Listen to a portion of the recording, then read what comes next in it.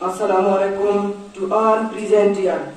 Today I am here to share my views about importance of education.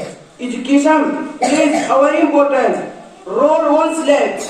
It helps us to be successful and to be a better person. Education improves our knowledge, skill, confidence level and personality. It empowers us intellectually and helps us to deal with problems. In today's competitive world, good education has become a necessity. Higher education helps in getting a good job and position. Education also prepares people for different life experiences.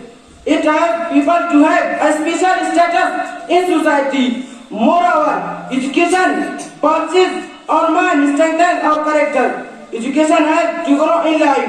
It is the key to success in personal as well as professional life. It makes us smart enough to handle tough decisions and to live